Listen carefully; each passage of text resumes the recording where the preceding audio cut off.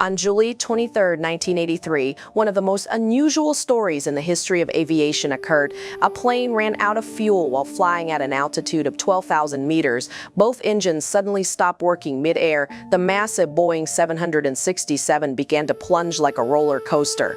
Worse yet, below it, the runway had turned into a racetrack. Hundreds of people seemed to be facing certain death. What would happen next? Could the serious mistake made by the technician and flight crew be corrected? To find out more, join us on Flight 143 of Air Canada, also known by a special name, the Flying Roller Coaster. It was 6 a.m. at Ottawa International Airport, Canada. This is a Boeing 767. The aircraft had only recently been put into operation by Air Canada in September 1981. It was Boeing's first wide-body twin-engine aircraft and the first aircraft of the company to be equipped with a cockpit display system for 2 pilots, eliminating the need for a flight engineer. Today it is being checked and refueled for a 3.5-hour journey covering 2,900 kilometers to Edmonton International Airport. On board were a total of 61 passengers and 8 crew members. The captain, Robert Pearson, 48 years old, was a highly experienced pilot with 15,000 flying hours, including 5,200 hours on the Boeing 767. He was also well known as a glider pilot. The first officer was Mauro Quinto, 36 years old, who had trained as a glider pilot at Gimli while serving in the Canadian Air Force and had accumulated 7,000 commercial flying hours. The refueling process was proceeding as usual, but no one realized that a terrible mistake had been made. At this time, Canada's aviation industry was in the process of switching data systems. The Boeing 767 was the first aircraft to be calibrated for liters and kilograms instead of gallons and pounds used in previous planes. Moreover, previously the task of calculating and managing fuel refueling would be carried out by a flight engineer. However, in the case of the Boeing 767, Air Canada had streamlined the flight crew to just the captain and first officer, with no flight engineer, meaning the pilots had to handle this task themselves. Let's closely observe the following data. Captain Pearson had calculated that 22,300 kilograms of fuel was required to reach Edmonton. At that time, the aircraft had 7,682 liters of fuel from the previous flight from Montreal. Since the volume of aircraft fuel changes with temperature, in this case, the mass of 1 liter of fuel corresponds to 0.804 kilograms. Therefore, the exact calculation would be the mass of the existing fuel, 7,682 liters, multiplied by 0.804 kilograms per liter, which equals 6,176 kilograms. The additional fuel needed would be 22,300 kilograms minus 6,176 kilograms, resulting in 16,124 kilograms. This corresponds to a necessary additional volume of 16,124 kilograms multiplied by 0.804 kilograms per liter, resulting in 20,054 liters. However, due to a mistake made by ground engineers, they used an incorrect conversion factor of 1.77, which is the ratio of pounds per liter. The calculation they made was the existing fuel of 7,682 liters multiplied by 1.77 kilograms per liter, which equals 13,597 kilograms. The additional fuel needed would then be 22,300 kilograms minus 13,597 kilograms, resulting in 8,703 kilograms. The required additional volume would be 8,703 kilograms multiplied by 1.77 kilograms per liter, resulting in 4,917 liters. Therefore, instead of refueling 20,054 liters of additional fuel, the aircraft was only refueled with 4,917 liters. In total, with the old fuel, there were 12,599 liters on board. This meant that, compared to the required 22,300 kilograms, the aircraft only had 10,129 kilograms of fuel. Although the flight crew checked and recalculated many times due to repeated mistakes and the fact that the ground engineer had abandoned the task due to a lack of paperwork, Flight 143 departed at 7 a.m. with only enough fuel for half of the journey. 1 hour after takeoff, the incident began to unfold. At 8:45 a.m., While the flight was over the town of Reflex, Ontario at an altitude of 41,000 feet, the cockpit warning system suddenly sounded, indicating an issue with the fuel pressure on the left side of the aircraft. Looking at the maintenance log, the fuel gauge system had been malfunctioning on the previous flight, or the crew. This was not considered a serious issue. Moreover, the fuel gauge displayed on the computer system still showed that there was enough fuel for the entire flight. However, in this case, with an aircraft that only had half the necessary fuel, this became a completely different problem. Shortly after, the captain switched off the left fuel pressure alarm. A second fuel pressure alarm went off for the right engine. Realizing the urgency of the situation, Captain Pearson decided to divert to the nearest large airport, Winnipeg. On the airplane, there were a total of 61 passengers and 8 crew members. The captain was Robert Pearson, 48 years old, an experienced pilot with 15,000 flying hours, including 5,200 hours on the Boeing 767. He was also well known for his experience as a glider pilot. The first officer was Maroy Quinto, 36 years old. He had trained as a glider pilot at Gimli while serving in the Canadian Air Force and had accumulated a total of 7,000 commercial flying hours. The fuel refueling process was proceeding normally, but no one realized just how terrible the mistake had been. At this time, Canada's aviation industry was in the process of transitioning its data system. The Boeing 767 was the first aircraft calibrated for liters and kilograms instead of gallons and pounds, which had been used in previous aircraft. Moreover, in the past, the task of calculating and managing refueling was carried out by a flight engineer.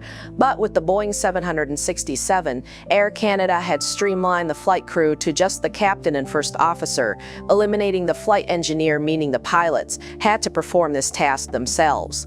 Take a close look at the following data.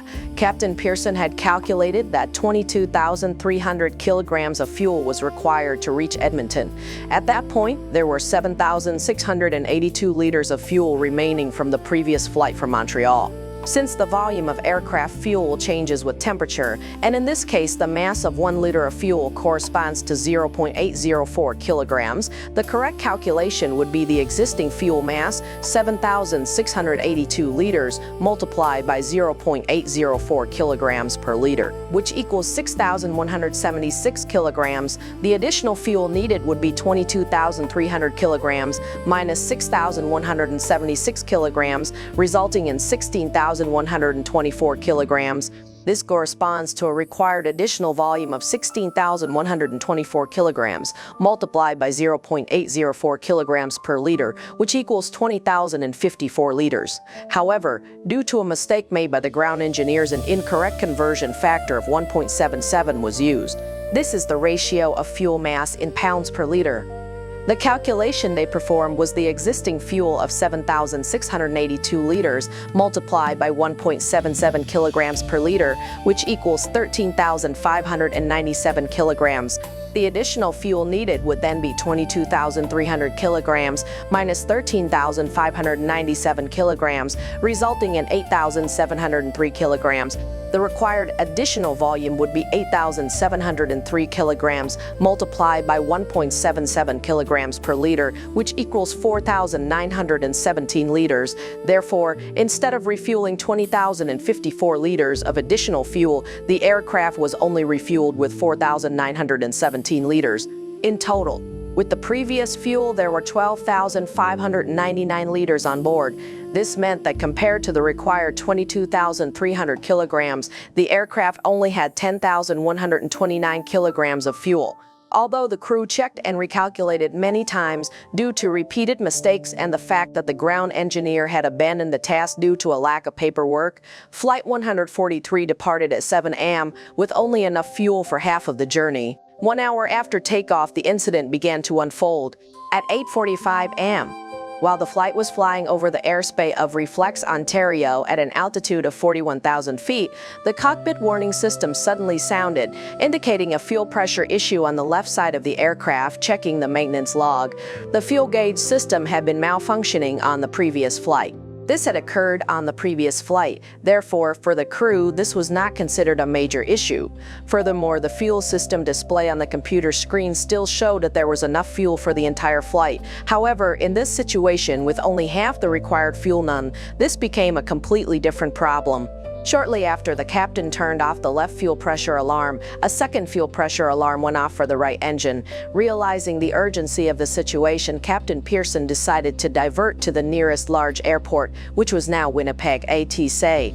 This is 143. We have a problem, request to divert to Winnipeg. 143. Your request? The plane turned south and began to descend to a safe altitude. After a call with ATE, the captain also made an announcement to the cabin and asked the chief flight attendant to prepare the passengers for landing.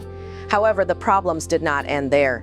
In just a few seconds, the cockpit warning system went off again, signaling that the plane had run out of fuel. The left and right engines stopped working one after the other. The captain immediately connected with the air traffic control station in Winnipeg and requested the runway for an emergency landing. In a very short time, the 767 lost all thrust, and most of the cockpit displays showed no further information. Captain Pearson and First Officer Quinto realized they were in a situation they had never faced or even been trained for before. Because back in 1983, flying an airplane with both engines out was unprecedented. Worse still, since the Boeing 767 was one of the first aircraft to use an electronic flight instrument system, powered by electricity generated by the aircraft's jet engines. When the engines failed and the fuel ran low, most of the pilot's instruments lost power, including the aircraft's radar feedback system. Crew could no longer provide the fastest and most accurate guidance to Flight 143.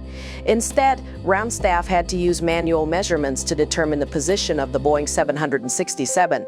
Fortunately, at this moment when the hydraulic system, the backbone of the aircraft, was nearly incapacitated, an unrammed air turbine deployed automatically, helping improve the situation. However, this would cause disadvantages and difficulties for the pilots when it came to landing the aircraft. Facing a series of challenges, how would the crew handle it? Captain Pearson calmly lowered the aircraft to 35,000 feet to maximize the gliding distance and have as many landing options as possible. He had to control the 767 at its optimal glide speed. Do you remember that the captain had once been a glider pilot? He was familiar with flight techniques that were almost never trained or used in commercial flights. Using his experience, he devised the best plan for the 767, adjusting the aircraft to a speed of 410 kilometers per h.